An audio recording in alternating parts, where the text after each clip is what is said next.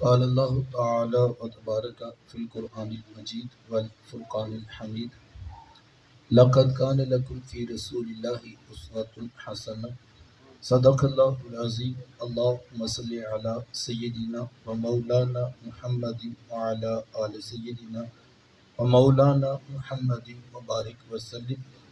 حمد و صلات کے بعد عزتوں کی مسند پر جلوہ فراز عالی مرتبت ذی وقار محترم محتشم علماء کرام اور واجب الاحترام ذوی الاحتشام برادران اسلام، السلام علیکم ورحمۃ اللہ وبرکاتہ۔ بتوفیق باری تعالیٰ مجھے اور آپ کو حضور علیہ السلام کے ذکر جمیل کی سعادت حاصل ہو رہی ہے۔ دعا ہے اللہ تعالیٰ میری اور آپ کی شرکت کا ایک ایک لمحہ قبول فرمائے اور قابل عمل باتوں پر توفیق عمل نصیب فرمائے۔ آپ جانتے ہیں کہ اللہ کے رسول صلی اللہ علیہ وآلہ وسلم کی جس وقت ولادت ہوئی تو 7 دن تک اپنی والدہ حضرت آمینہ سلام اللہ علیہ کا دودھ پیا۔ 8ویں دن یہ اعزاز دشمن اسلام ابو لہب کی کنیز سویبہ کو حاصل ہوا۔ اس نے حضور علیہ السلام کو دودھ بھی پلایا اور دیکھ بھال بھی کی۔ یہ چند دن کا دودھ تھا، یہ چند دن کی ہی دیکھ بھال تھی، لیکن میرے آقا نے سویبہ کے اس احسان کو پوری زندگی یاد رکھا۔ مکے میں تھے تو میری ماں کہہ کے پکارا کرتے، مدنی دور آیا تو یہاں مدینے سے ان کے لیے کپڑے بھی بھجوایا کرتے اور رقم کا بھی بندوبست کیا کرتے۔ یہ ہے شریعت، یہ ہے سیرت جو میرے حضور لے کر آئے۔ میرے حضور تشریف فرماتے صحابہ بیٹھے تھے کہ دور سے ایک بوڑھی خاتون کو اپنی طرف آتے دیکھا۔ آقا کریم علیہ السلام کی نظر پڑی تو میرے حضور اٹھ کھڑے ہوئے، میری ماں پکارتے ہوئے اور دوڑ لگاتے ہوئے ان کے قریب پہنچے۔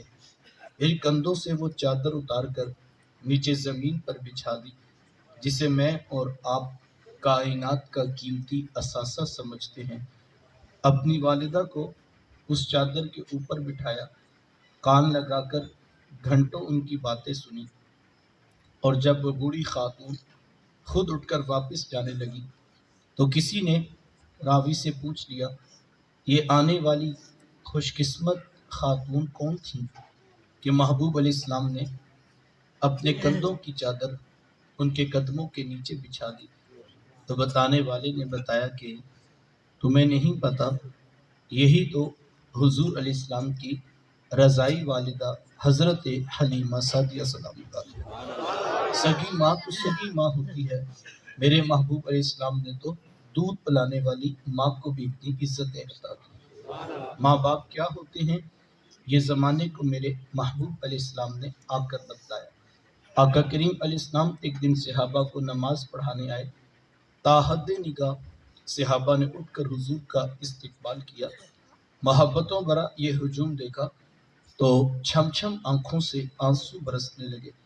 ایک ٹھنڈی آہ بھری اور کیا فرمایا، لو ادرکت والدی او احدہما، کاش آج میرے ماں باپ بھی زندہ ہوتے یا ان میں سے کوئی ایک ہی زندہ ہوتا، پھر میں لوگوں کو نماز عشاء پڑھا رہا ہوتا، اس میں سورہ فاتحہ کی تلاوت کر رہا ہوتا، پھر میری ماں کو میرے ساتھ کوئی کام یاد آ جاتا، وہ دروازے پہ آتی، چلمن سرکاتی، اپنے میٹھے اور پیار بھرے لہجے میں فرماتی، ابنی محمد، میرے بیٹے محمد میری بات تو سنو۔ کہا لوگوں میں نماز کا مصلی چھوڑ کر پہلے ماں کی بات کو سن لیتا۔ زمانے کو عملاً بتایا کہ ماں کا وجود کتنا معتبر ہوتا ہے۔ بیٹیاں کیا ہوتی ہیں یہ زمانے کو میرے محبوب علیہ السلام نے آ کر بتایا۔ آقا کریم علیہ السلام کی آمد سے قبل آپ تاریخ عرب اٹھا کر دیکھیں، جب کسی کے ہاں بیٹی پیدا ہوتی تو شرم سے اس کا منہ کالا ہو جاتا۔ عزت اور آبرو بچانے کا ایک ہی راستہ ہوتا کہ ظالم باپ ماں کی ممتا بری گود سے پھول جیسی بیٹی چھینتا، گڑھا کھود کے دھکا دے کر اوپر مٹی ڈال دیتا۔ بیٹی چیختی رہتی، بیٹی روتی رہتی، اس کی سسکیاں، اس کی آہیں اس کے دل پر گدازنا پیدا کرتا تھا۔ اگر کوئی باپ اتنا ظالم تھا، اتنا سفاک تھا، تو وہ اس قابل تھا کہ وہ معاشرے میں سر اٹھا کر جی سکتا ہے، اور اگر کسی کے ہاتھوں میں اتنی سخت نہیں کہ اپنی زندہ بیٹی کا گلا دبا سکے، تو اس قابل نہیں تھا کہ معاشرے میں سر اٹھا کر جی سکے۔ یہ عرب معاشرہ ہے جس کو قرآن مجید فرقان حمید نے بھی بیان کیا ہے۔ وہ عملاً بیٹیوں کو ذبح کیا کرتے اور بہنوں کو زندہ درگور کر دیا کرتے۔ جس دور میں بیٹی ذبح کی جا رہی تھی، جس دور میں بہن زندہ درگور کر دی جاتی، میرے حضور اس دور میں کلمہ حق بلند کیا، اور حضور میں بیٹیوں کو ذبح کرنے والوں سن لو، فاطمہ تو بدعۃ منی، میری فاطمہ تو میرے جگر کا بھی ٹکڑا ہے۔ یہ کلمہ محبت بھی ہے، یہ کلمہ جہاد بھی ہے۔ دیکھیں، اگر میں یا آپ اپنی بیٹی یا بہن کے لیے کوئی پیار بری بات کہیں تو یہ بہت بڑی بات نہیں ہے۔ آج اس معاشرے میں بیٹی کی عزت ہے، آج اس معاشرے میں بہن کا وقار ہے۔ یوں ہی تو نہیں بوڑھا باپ اپنی جھکی ہوئی کمر پر بوریاں لاد لاد کے مزدوری کر رہا ہے کہ میں نے اپنی بیٹی کو عزت کے ساتھ رخصت کرنا ہے۔ جماعت سال بھائی فیکٹریوں میں اوور ٹائم لگا رہے ہیں کہ ہم نے بہنوں کو عزت کے ساتھ بیانا ہے۔ یار یہ باپ تو ذبح کرتا تھا، یہ بھائی تو زندہ درگور کر دیتا تھا، ان کے سینے میں اتنا کوٹ کوٹ کر پیار کس نے بھر دیا؟ جواب ایک ہی ملے گا، یہ فیض ہے آمینہ کے لال کا، یہ فیض ہے میلاد والے آقا کا، جنہوں نے کٹتی بیٹیوں کو عزت اور ذبح ہوتی ہوئی بہنوں کو زندگی کی بہاریں عطا فرمائی۔ آقا کریم علیہ السلام ایک دن گھر تشریف لائے تو ام المومنین حضرت سیدہ عائشہ صدیقہ رضی اللہ تعالی عنہا عرض کرتی ہیں کہ حضور آج بڑا عجیب واقعہ ہوا۔ حضور میں عائشہ آج کیا ہوا؟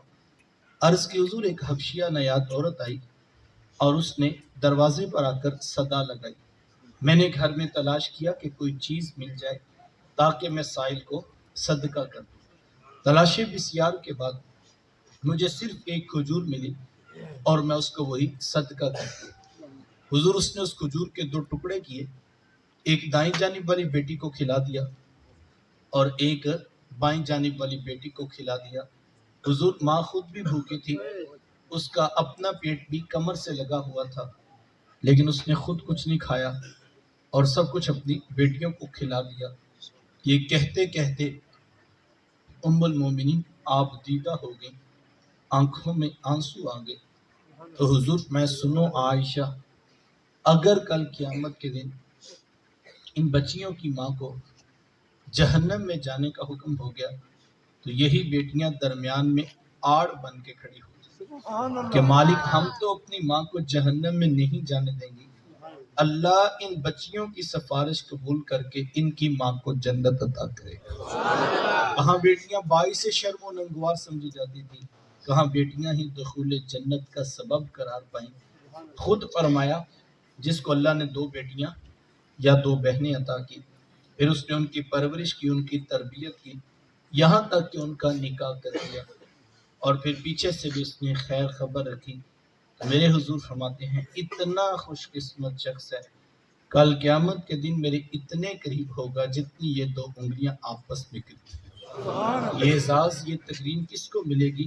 جس نے بیٹیوں سے وفا کی ہو۔ بہنیں کیا ہوتی ہیں؟ یہ زمانے کو میرے محبوب علیہ السلام نے آ کر بتایا۔ آپ جانتے ہیں آقا کریم علیہ السلام کی نہ کوئی سگی بہن تھی اور نہ کوئی سگا بھائی۔ میرے حضور در یتیم ہیں۔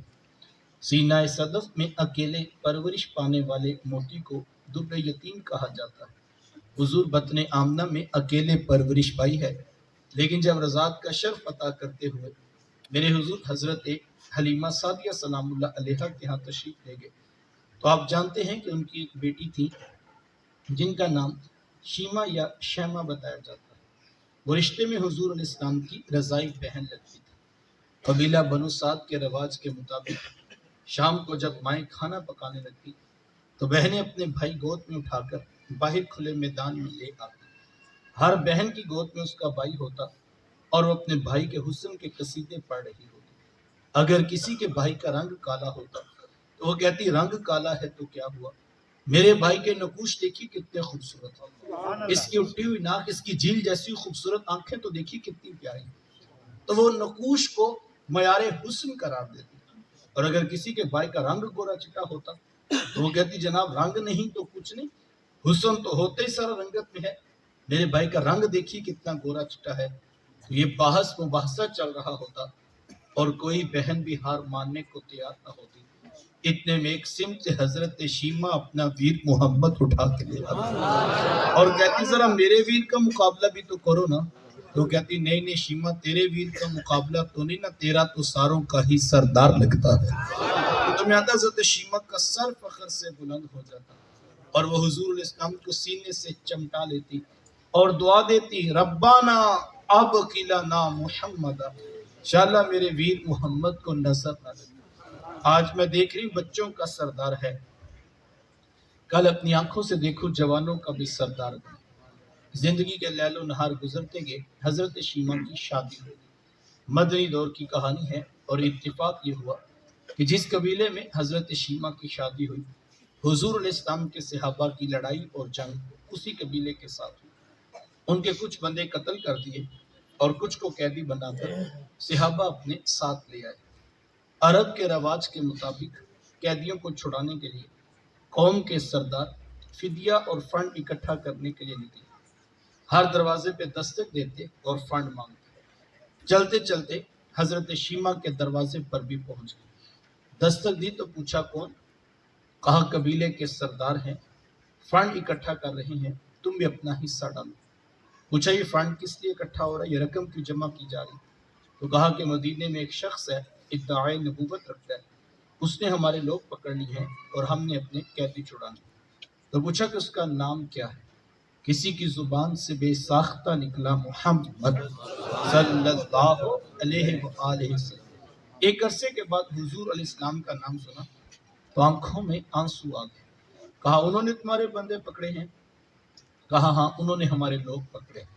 کہا پھر فنڈ اکٹھا کرنا چھوڑو، صرف مجھے ساتھ لے جاؤ۔ کہا تم کیا کرو گی؟ کہا تمہارے قیدی چھڑا کے لاؤ۔ کہا تم ان کو جانتی ہو؟ کہا ہاں ہاں، تمہیں نہیں پتا وہ میرے بچپن کے ویر اور بھائی لگتے، میں تمہارے قیدی چھڑا کے لاؤں۔ حضرت شیمہ قبیلے کے سرداروں کو ساتھ لیا اور حضور علیہ السلام کے خیمہ نوری کی طرف سفر شروع کیا۔ یہ وہ وقت تھا جب ادب کی آیات نازل ہو چکی تھی، خبردار میرے رسول کی آواز سے آواز اونچی نہ کر، ورنہ زندگی کی ساری کمائی غارت کر کے رکھ دوں گا۔ صحابہ ننگی تلواروں سے در حبیب پہ پہرا دے رہے تھے۔ حضرت شیمہ اس خیال سے کہ میں تو اپنے بھائی کو ملنے جا رہی ہوں، جب آگے بڑھنا چاہا تو پہرے داروں نے تلواریں سونپ دی۔ رک جا دیہاتی عورت، جانتی نہیں آگے کوچائے رسول ہے، آگے تو بغیر اجازت کے جبریل نہیں جا سکتے تو۔ روایت میں آتا ہے جب راستہ روک دیا گیا، تلواریں سونپ دی گئیں، تو حضرت شیمہ نے یوں ہاتھ سے تلوار کو جھٹک کے کہا خلو سبیلی وعلموا انا اخت نبی، کہا میری راہیں چھوڑ دو، جانتے نہیں میں تمہارے ہی نبی کی باجی اور بہن لگتی۔ یہ آواز کانوں میں پڑی تو صحابہ کی آنکھوں پر پلکوں کی چلمنے آ گئی، نگاہیں نیچی کر لی، تلواریں پیچھے ہٹا لی۔ حضرت شیمہ پورے پروٹوکول سے حضور علیہ السلام کے خیمہ نوری میں داخل ہوئی۔ میرے حضور جب دور سے بہن کو آتے دیکھا، حضور اٹھ کر استقبال کیا، مرحبا خوش آمدید پیش کرتے ہوئے فرمایا میری بہن آج کدھر کو آنا ہوا؟ عرض کی حضور آپ کے بندوں نے ہمارے کچھ لوگ پکڑ لیے ہیں، میں ان قیدیوں کو چھڑانے کے لیے آئی ہوں۔ سنو بھائیو، اللہ کے رسول نے کیا ارشاد فرمایا؟ حضور فرمایا میری بہن تو نے آنے کی زحمت کیوں گوارا کی؟ تو گھر بیٹھے بھی پیغام بھیج دیتی، میں محمد تیرے کہنے پہ ہی ساروں کو چھوڑ دیتا۔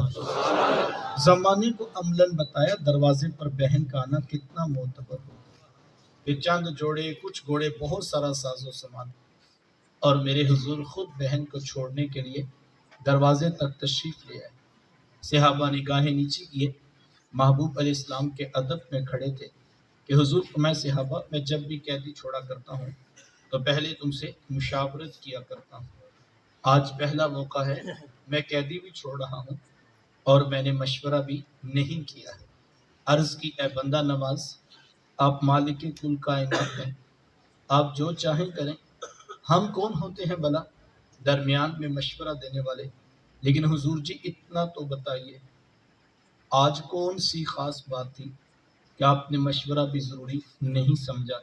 حضور میں صحابہ، آج میرے دروازے پر میری بہن آ گئی تھی، اور جب بہنیں دروازے پہ آ جائیں اللہ کا رسول انہیں خالی نہیں موڑا کرتا۔ زمانے کو عملاً بہن کا رشتہ میرے محبوب علیہ السلام کی دہلیز سے ملا ہے۔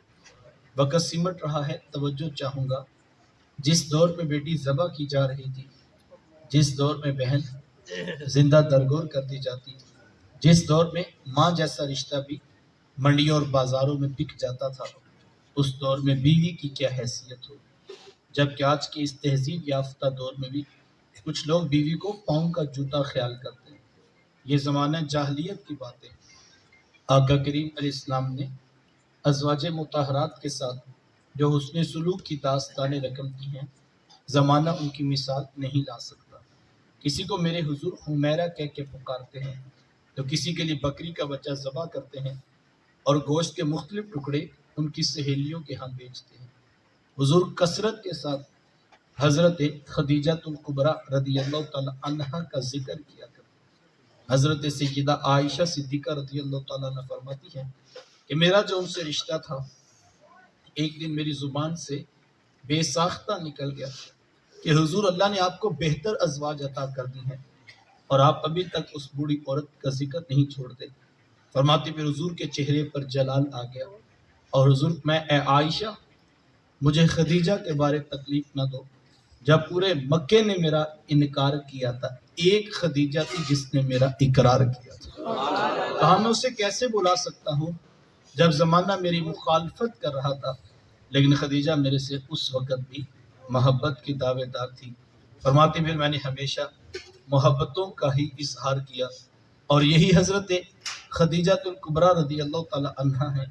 جب ان کا وقت آخر قریب آیا تو حضرت سیدہ فاطمہ الزہرا رضی اللہ تعالی عنہا کو بھیجا اور کہا بیٹا جاؤ، جا کر حضور علیہ السلام سے چادر رحمت مانگ لو۔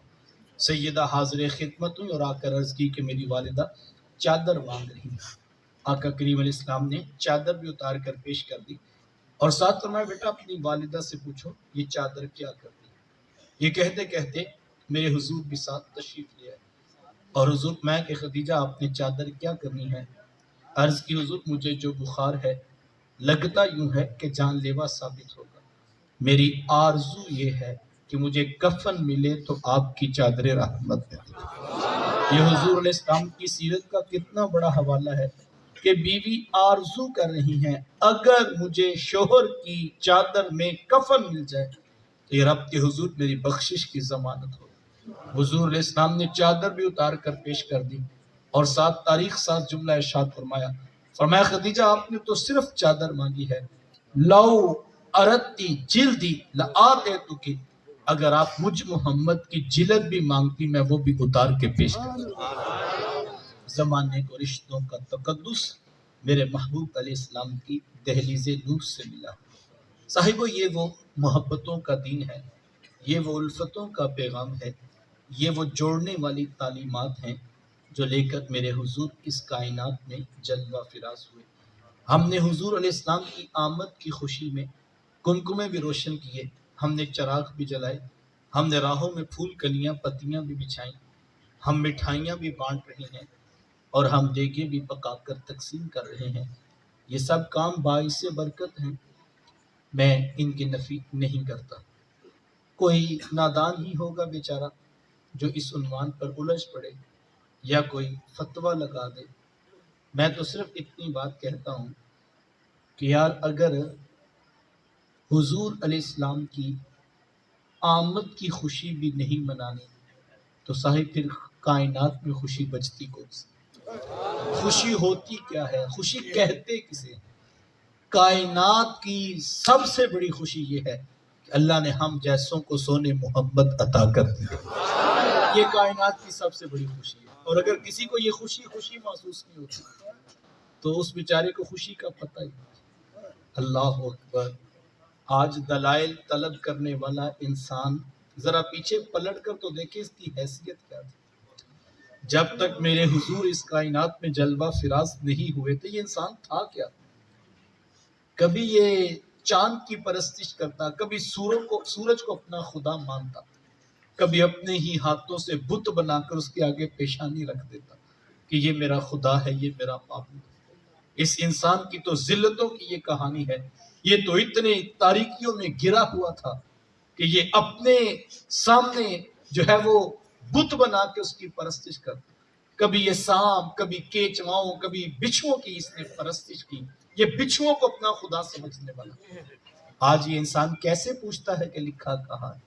لکھے ہوئے کی کمی نہیں، لیکن ذرا میں کہتا ہوں انسان اپنے اندر تو اترے کہ یار جانور بھی اپنے بچوں سے پیار کرتے ہیں، لیکن یہ اتنا درندہ ہو چکا تھا اپنی ہی بیٹی کو گھڑا کھود کے دفن کر کے خوش ہو جاتا تھا.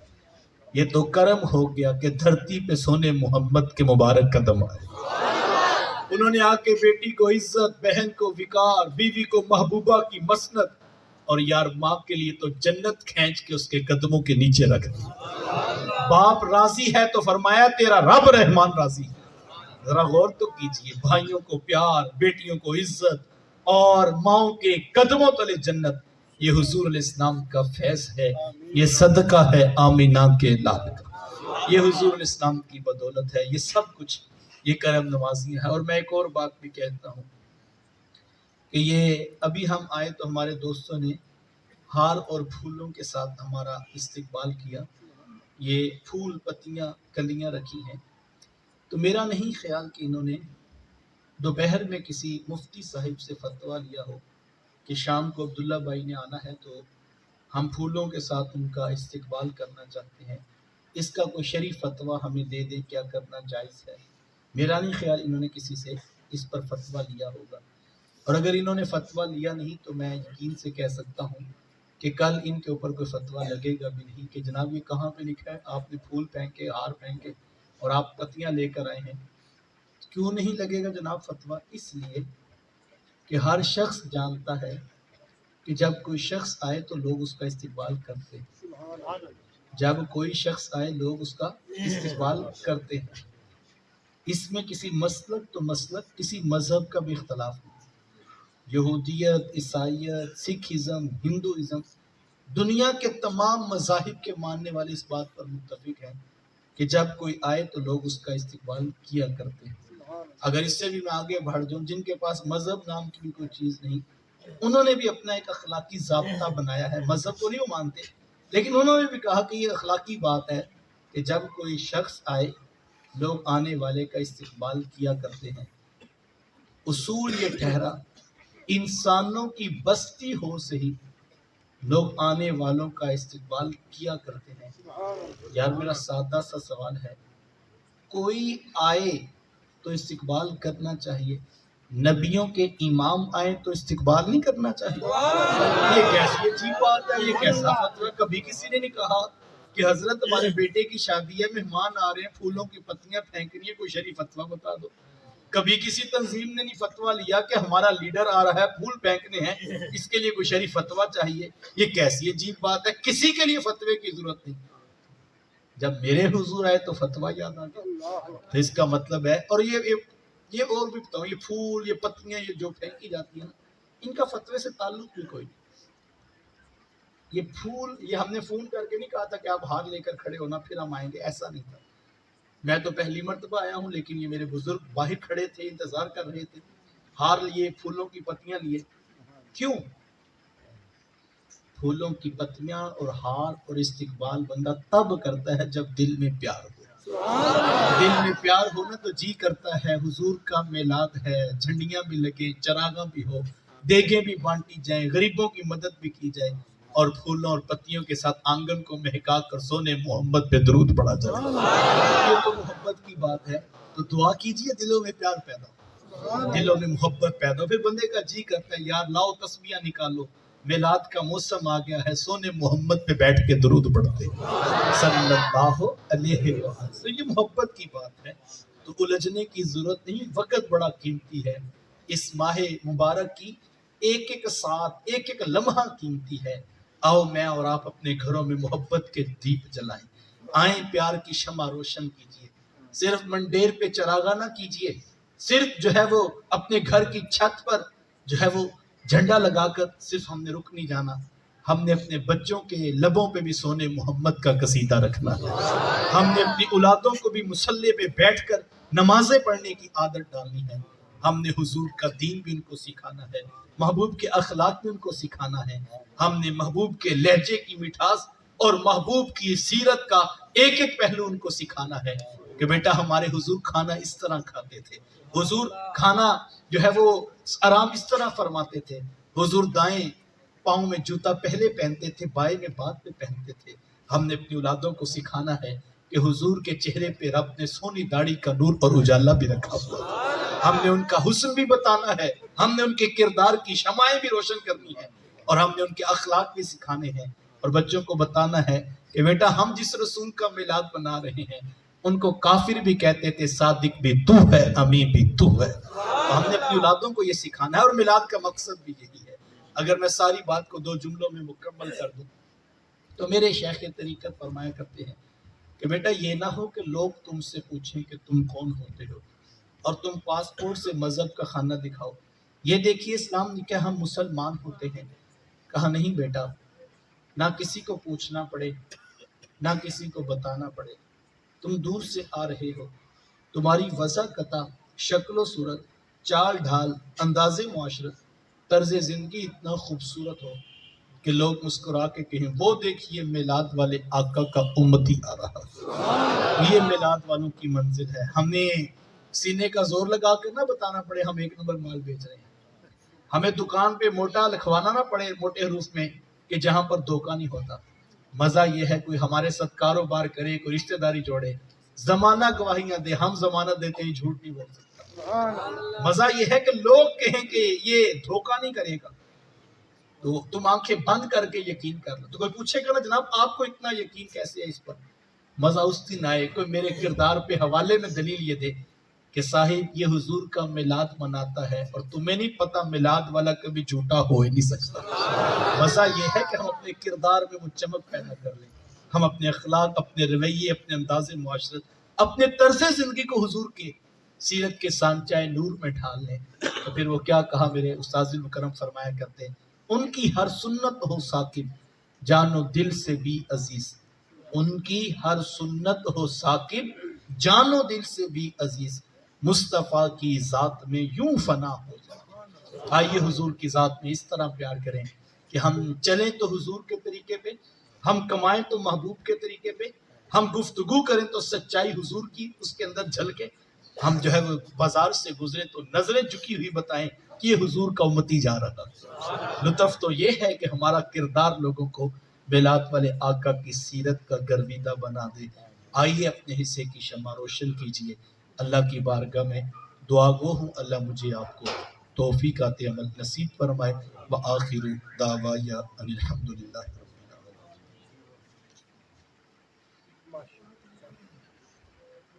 سبحان اللہ.